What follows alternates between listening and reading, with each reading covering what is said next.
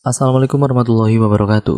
Jumpa lagi bersama saya Hadi di channel Ngulik Sejarah, dan pada video kali ini saya akan kembali lagi membacakan suatu kisah misteri yang kali ini merupakan masih berjudul Dusun Angker memasuki part yang kedua. Cerita kali ini masih tetap ditulis oleh Manavila. Nantinya kalian juga bisa mengunjungi tweet beliau secara langsung. Yuk, daripada kita lama-lama, daripada kita penasaran bagaimana sih kelanjutan ceritanya, mari kita langsung saja menuju ke ceritanya. Perhatikan baik-baik karena ceritanya akan segera saya mulai.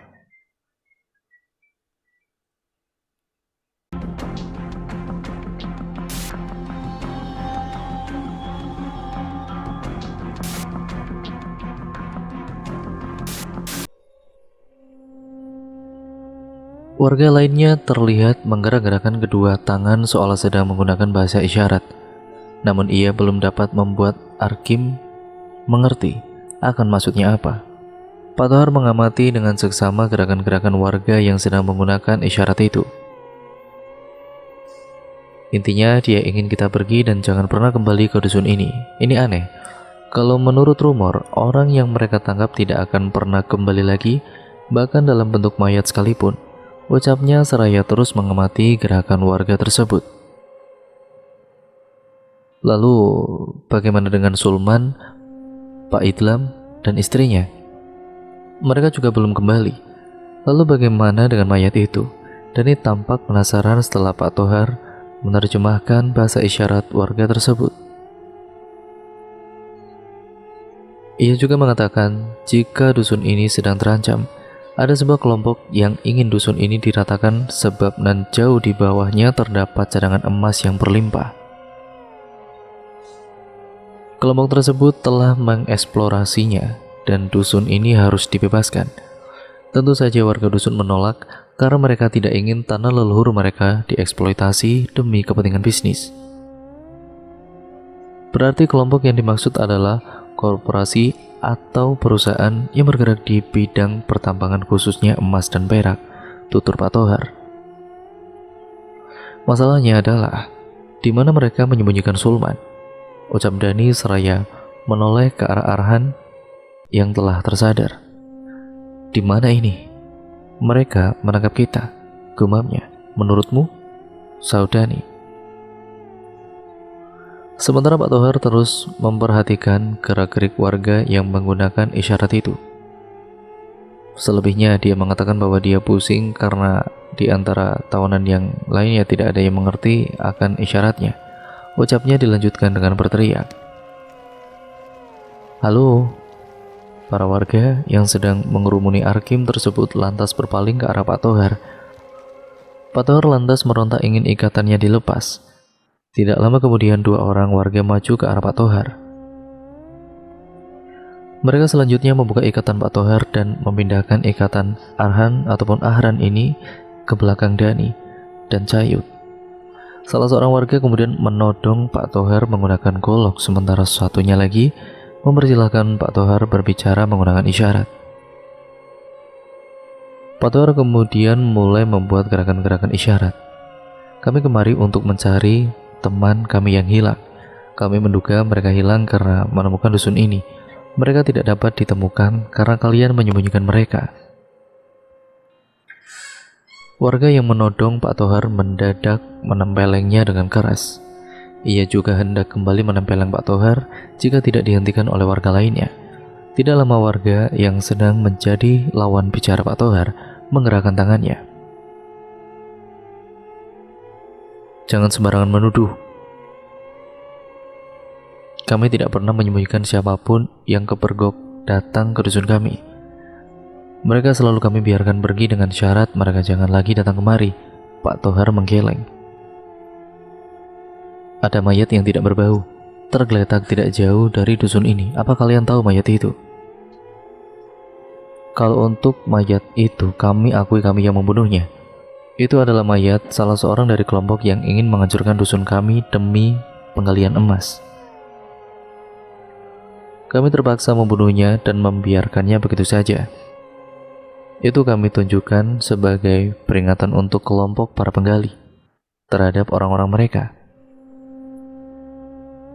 Sedikit saya beritahu bahwa kelompok ini adalah sebuah perusahaan besar di mana orang-orangnya memiliki banyak harta.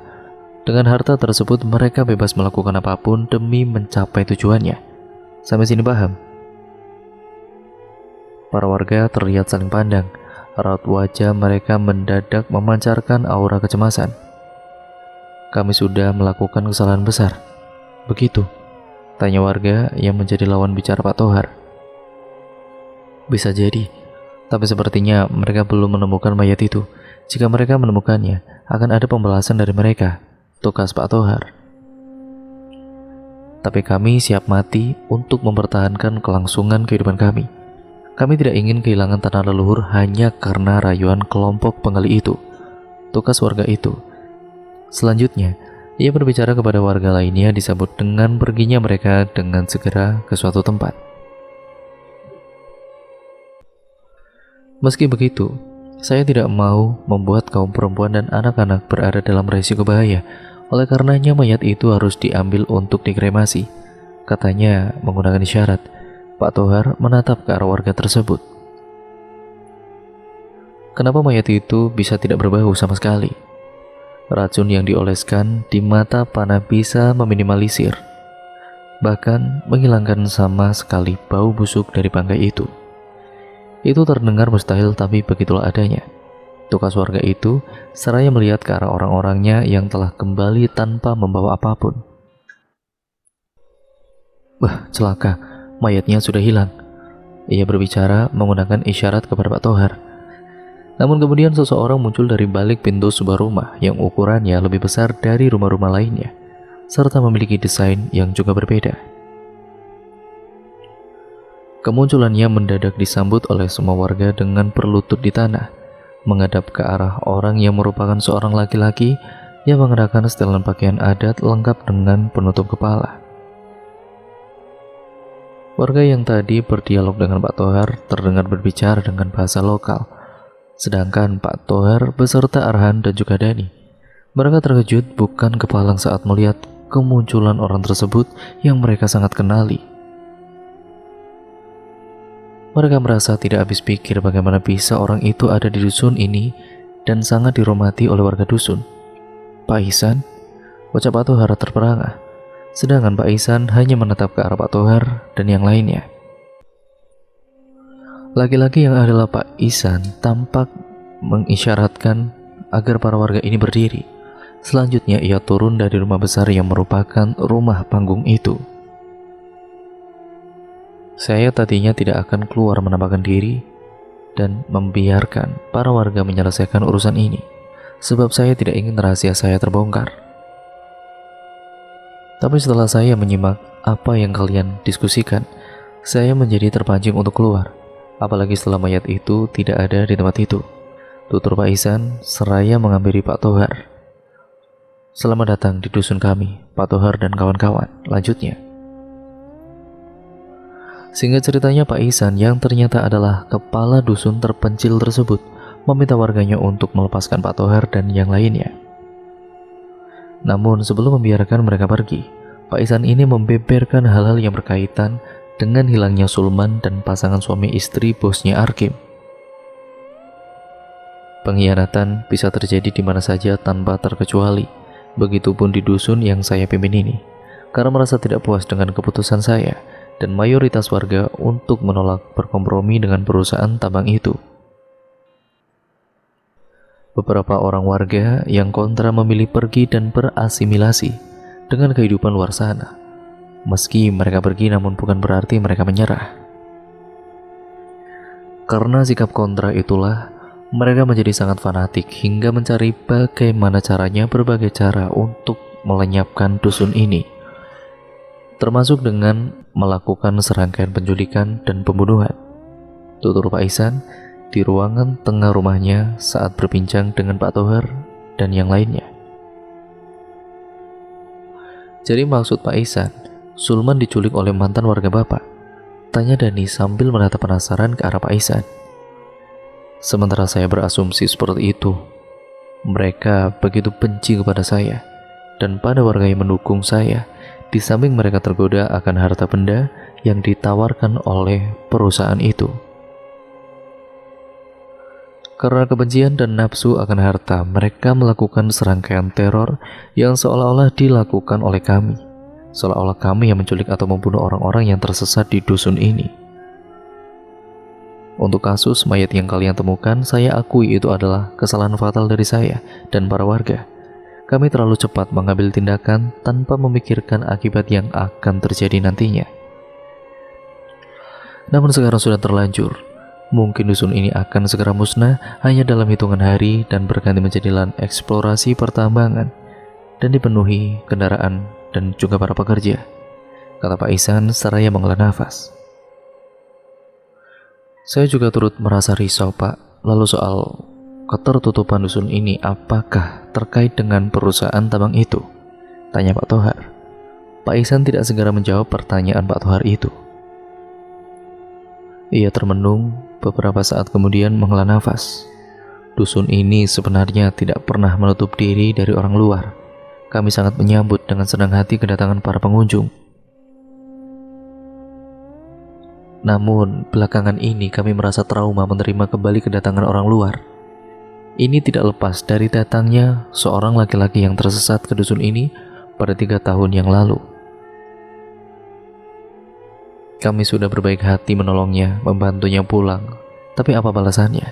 Sebulan yang lalu, ia kembali kemari dengan membawa orang-orangnya untuk merayu kami meninggalkan dusun dengan imbalan penghidupan serta harta benda. Kami akan dipindahkan ke wilayah lain yang lebih dekat dengan pusat keramaian. Tapi kami menolak. Seperti yang sudah saya katakan, kami tidak akan pernah meninggalkan tanah leluhur kami. Jelas Pak Ihsan panjang lebar. Orang itu ternyata adalah pemimpin sebuah perusahaan tambang emas yang mana rupanya tanpa sepengetahuan kami, orang-orangnya telah melakukan eksplorasi di dusun ini tepat setahun setelah ia datang kemari, tambahnya. Hasil eksplorasi itulah yang mendorongnya kembali kemari bersama orang-orangnya. Lalu apa mereka mengancam untuk menggusur dusun ini setelah adanya penolakan dari bapak dan para warga? Tanya Pak Tohar. Tidak ada ancaman yang secara gamblang keluar dari mulut mereka. Tapi beberapa kejadian di dusun ini yang terjadi belakangan ini menandakan bahwa mereka sedang berupaya untuk mengusir kami dari dusun ini, dari kampung halaman kami sendiri. Kalian melihat mayat itu kan? Itulah salah satu buktinya. Kami membunuhnya bukan tanpa alasan. Ia telah membunuh salah satu warga yang memergokinya sedang memasang alat peledak. Mungkin dinamit tepat di bawah tanah dari sekitar 10 rumah penduduk. Kami telah menyingkirkan dinamit-dinamit itu dan kemudian menyimpannya sebagai barang bukti. Tapi masalah ini akan segera membesar setelah kesalahan kami yang tidak segera menguburnya, papar Pak Ihsan. Seharusnya kami membawa mayat dan menguburkannya atau mengkremasinya sebagai bentuk kepedulian terhadap sesama manusia meskipun dia telah berbuat jahat, tambahnya. Pak Tohar hanya mengusap wajahnya kemudian menoleh ke arah Arkim yang sedari tadi duduk membisu. Kim, suka tidak suka, mau tidak mau kita harus pergi meninggalkan dusun ini. Apalagi mereka yang kita cari tidak ada di sini, ujarnya disambut tatapan dingin Arkim. Berarti kita pulang begitu saja. Lalu bagaimana dengan Pak Idlam, Bu Lasri, dan juga teman kalian, Tokos Arkim? Juga dengan dusun ini, apa kita tidak ada niatan untuk membantu Pak Ihsan dan para warga?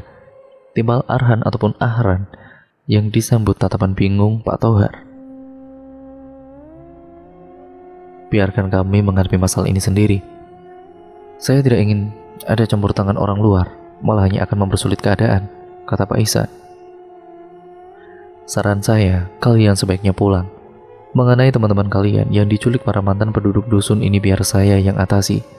Saya akan menghubungi kalian secepatnya jika menemukan mereka. Apalagi kalian telah memberikan foto sebagai panduan untuk saya menemukan mereka, tambahnya. Pak Tohar menatap ke arah Arhan, kemudian Arkim, Cayut, dan Dani. Mereka terlihat mengangguk. Kami mempercayai Anda, Pak Ihsan. Apalagi Anda bukan orang baru bagi kami. Anda adalah teman dan juga rekan kerja yang baik. Semoga dusun ini selamat dari ancaman para penggusur itu. Ucap Pak Tohar disambut anggukan Pak Ihsan. Pergilah, mumpung hari masih terang, ucap laki-laki yang menjadi kepala dusun tersebut. Singkat ceritanya, Pak Tohar bersama yang lain meninggalkan dusun terpencil itu. Dilepasnya oleh tatapan Pak Ihsan, mereka berlalu itu hanya membatin. Aku harap orang-orang barbar itu masih memiliki hati, kecuali jika mereka sudah kembali ke Seban Batu, kembali ke Pak Tohar dan yang lain yang kehilangan arah sehingga gagal menemukan jalan keluar menuju di mana kendaraan mereka berada. Wah, sial, kita tersesat. Seharusnya arah ini sudah benar. Kita seharusnya ke timur, kan? Gerutu Ahran ataupun Arhan ini sembari mengedarkan badangannya. Entahlah, sepertinya kita di sini tidak akan menemukan arah yang benar. Tapi sepertinya kita kembali ke dusun itu. Lihatlah rumah-rumah itu, tugas Pak Tohar. Dani berjalan mendahului Arhan, kemudian berhenti dan mengamati rumah-rumah tersebut. Kita sudah 1 jam berjalan ya. Tidak mungkin kita masih berada di sekitaran dusun ini. Ada yang berbeda yang saya lihat dari dusun ini dengan dusunnya Pak Ihsan, ucapnya seraya melihat ke arah kapura yang dibuat dari tumpukan batu-batu kali. Dusunnya Pak Ihsan tidak memiliki kapura ini, hanya sepasang arca yang diberi tali yang membentang, sahut Arkim yang dapat mengingat betul pintu masuk menuju dusunnya Pak Ihsan. Apa-apaan ini? Kok sudah gelap aja ya? Arhan pun tersentak kaget saat menyadari hari telah berangsur gelap. Ada yang tidak beres. Ini bukan malam hari, tapi ada seseorang yang sedang mengawasi kita. Orang itu pasti sangat sakti. Tugas Pak Tohar seraya memutarkan pandangannya.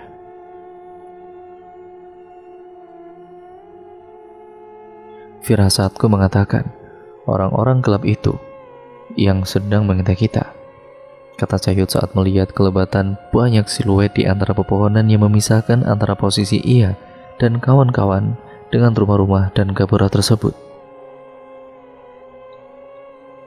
Berarti orang-orang itu bukan berasal dari dusunnya Pak Ihsan. Lalu dusun ini, Pak Ihsan tidak pernah mengatakan bahwa ada dusun lain yang tidak jauh dari dusun yang ia pimpin. Tugas Pak Tohar seraya menyipitkan kedua matanya, melihat ke arah 4 siluet yang sedang bergerak cepat di antara pepohonan. Tidak. Sebaiknya kita tinggalkan tempat ini bahaya, ujar Arkim, seraya bergegas diikuti yang lain. Mereka segera meninggalkan tempat itu ketika dirasa keadaan menjadi mencekam karena kehadiran kelebatan sosok-sosok gelap tersebut. Namun kemudian tiba-tiba terdengar suara mendesis yang datang dari arah belakang, diikuti suara jerit Cayut yang tengah berlari bersama Dani. Cayut ini tiba-tiba jatuh tertelungkup setelah menjerit. Semua orang yang lantas menghentikan langkahnya kemudian berbalik ke arah Cayut. Yut, kamu kenapa? Pekik Arkim seraya menghampiri rekannya yang kini terlungkup dalam kondisi lemah. Astaga, dia terkena panah, pekik Arhan. Pak Tohar segera menyoroti punggung Cayut dan mendapati batang anak panah menancap di punggung Cayut. Allahu Akbar, kita sedang diserang. Kita harus segera mencari tempat aman, ucapnya seraya membantu Arkim memapa Cayut. Darahnya terus merembes. Apa di antara kalian tidak ada yang membawa kotak P3K? Ucap Dani yang tampak menyoroti punggung Cayut seraya celingukan. Awas, teriak Arhan seraya mendorong Dani hingga terjatuh saat sebatang anak panah melesat ke arahnya. Anak panah tersebut mengenai sebatang pohon yang berada dekat dengan Dani. Di saat mereka hendak mencapai tepian sungai kecil, mendadak beberapa sosok gelap bermunculan menghadang. Mereka semua mendorong Pak Tohar dan kawan-kawannya menggunakan berbagai jenis senjata. Beberapa di antaranya yang datang dari belakang langsung memukul jatuh Pak Tohar dan yang lainnya. Dalam keremangan saat itu, Pak Tohar diseret oleh beberapa orang pengepung dalam kondisi dari wajah hingga ujung kaki dipenuhi tetesan darah. Laki-laki itu terlihat tidak berdaya saat orang-orang semi telanjang tersebut membawanya melewati gerbang dari tumpukan batu yang mengarah masuk ke perkampungan itu. Teman-temannya tidak kalah menderitanya dari dia. Mulai dari Arkim hingga Dani dalam kondisi yang serupa dengannya. Apalagi Cayut yang kini dalam kondisi tidak sadarkan diri. Laki-laki itu dalam kondisi koma setelah terluka oleh sebatang anak panah yang menembus punggungnya. Pak Tohar masihlah tersadar. Ia dapat melihat kiri dan kanan jalan yang benar-benar tanah dengan lebar kira-kira 2 meter yang dilewatinya. Jalan tersebut berada di tengah-tengah rumah yang rata-rata terbuat dari kayu dan juga bambu serta beratap daun ilalang atau rumbia.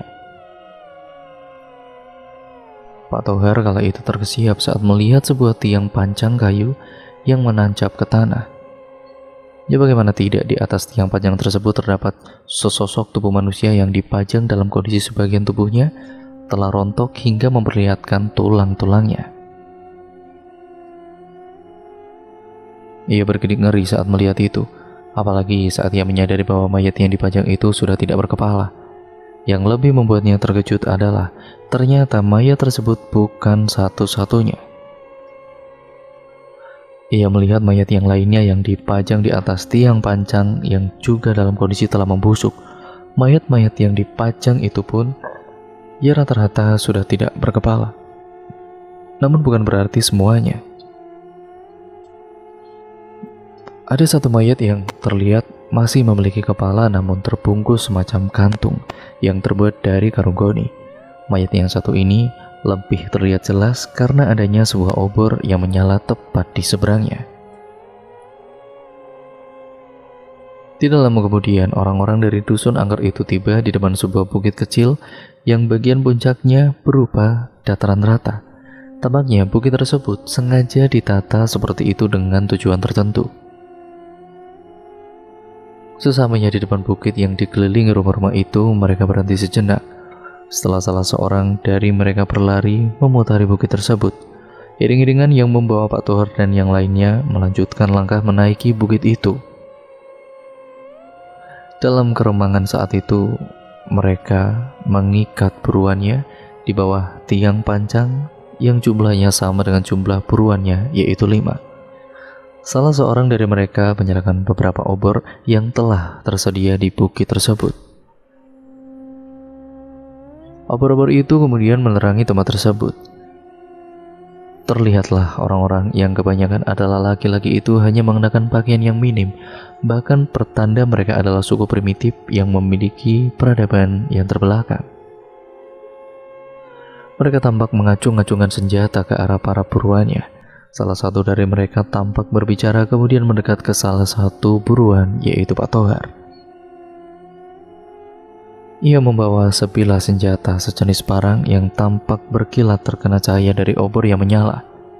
Mungkinkah ia akan mengakhiri hidup Pak Tohar menggunakan parang tersebut? Namun, yang jelas ia terpaku pada seorang kakek yang muncul sambil membawa suatu wadah seperti mangkuk, tapi terbuat dari tanah liat atau gerabah. Kakek itu juga membawa sebuah tongkat kayu dengan gagang seperti kepala ular kobra. Kakek yang semi telanjang seperti orang-orang dusun angker itu terlihat komat kamit seperti sedang membaca sebuah mantra. Ia kemudian mengacungkan tongkatnya ke udara.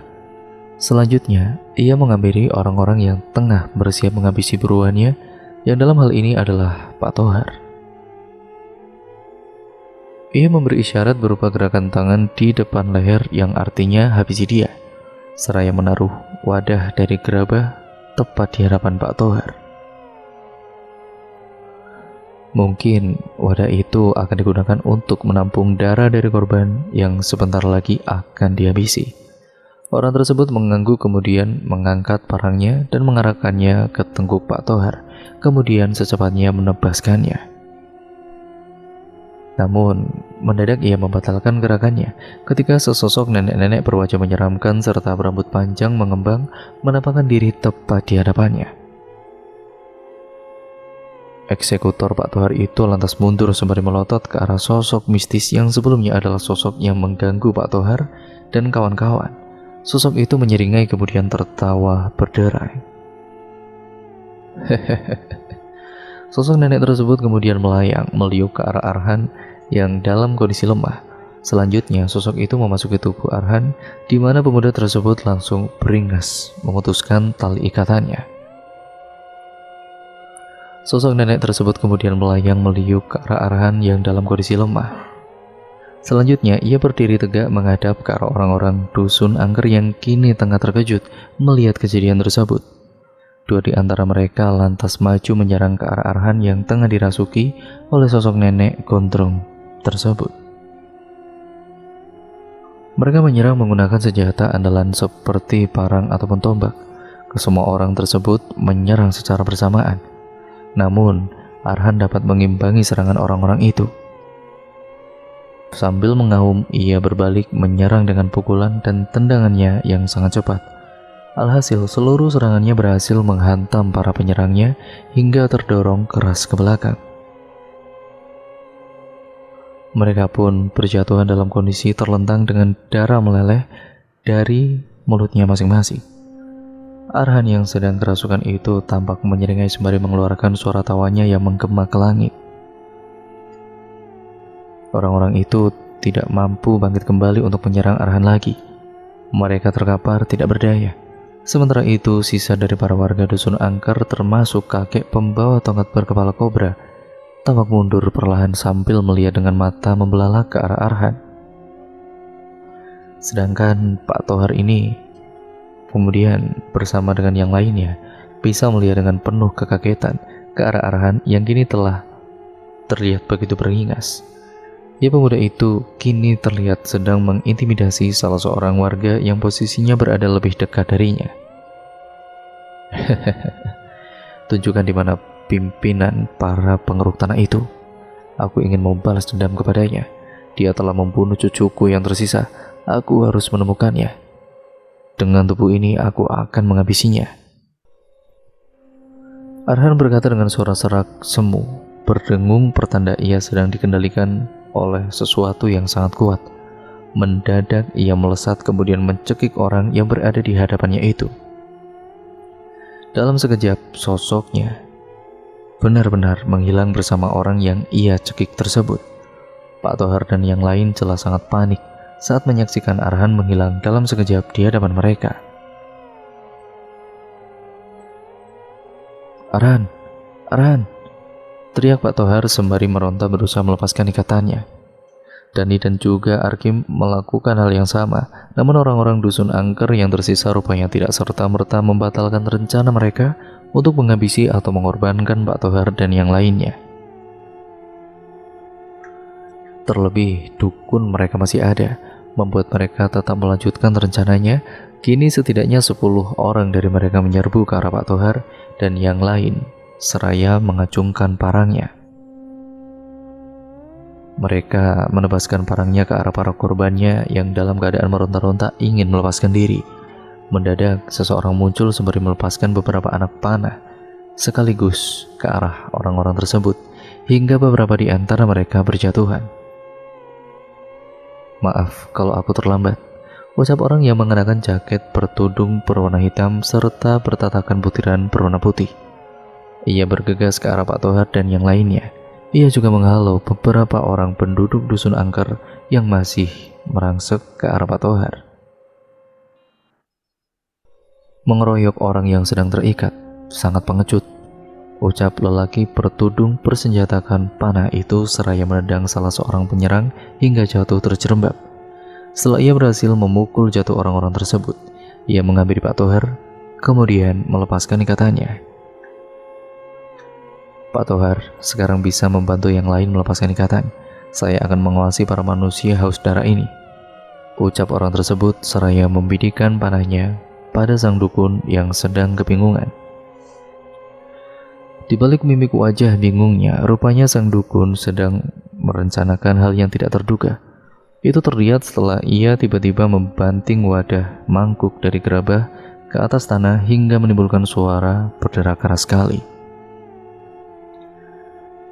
Ketika semua orang terkejut, kemudian melihat ke arah wadah yang telah hancur itu, dukun tersebut telah menghilang di balik kegelapan.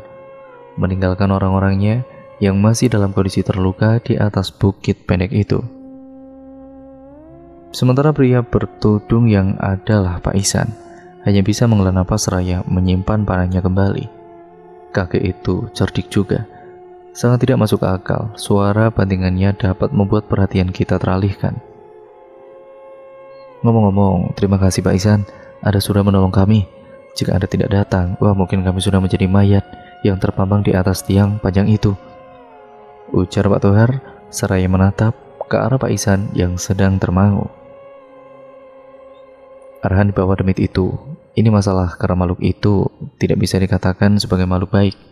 Meski sudah menjatuhkan beberapa orang penduduk dusun ini, tugas Pak Ihsan seraya melangkah menuruni bukit itu. Lalu apa yang harus kami lakukan, Pak? Tanya Pak Tohar seraya mengikuti Pak Ihsan.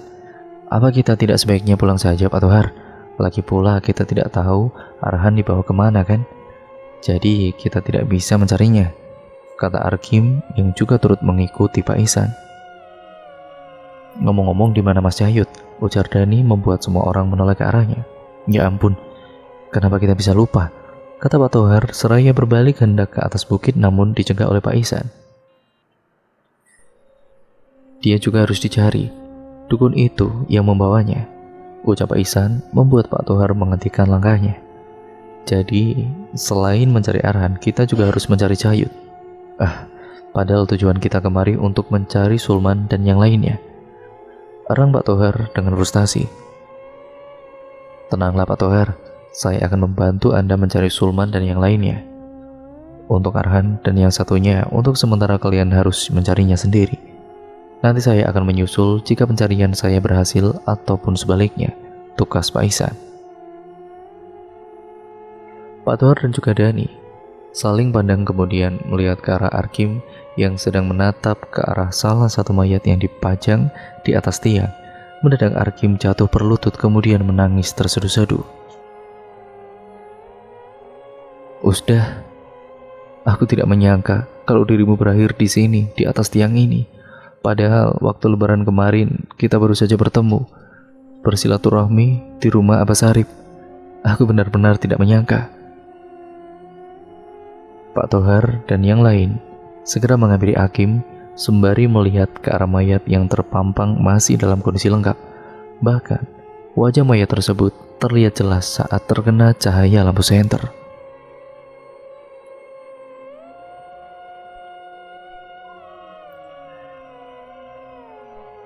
Dan cerita pun akhirnya bersambung lagi ke part yang selanjutnya ya teman-teman. Untuk kalian yang penasaran bagaimana kelanjutan ceritanya, kalian harus tetap stay tune terus di channel ini. Karena cerita selanjutnya ataupun kelanjutan dari cerita ini benar-benar sangat seru untuk kalian nantikan. Dan juga ya kalian dengarkan kelanjutannya. Terima kasih ya teman-teman atas support kalian selama ini. Jangan lupa tetap terus like, comment, dan share. Serta subscribe untuk kalian yang belum, nyalakan tombol lonceng notifikasinya agar kalian tidak ketinggalan video terbaru selanjutnya dari channel ini dan juga kelanjutan cerita ini. Terima kasih atas perhatian kalian, kurang lebihnya mohon maaf. Wassalamualaikum warahmatullahi wabarakatuh.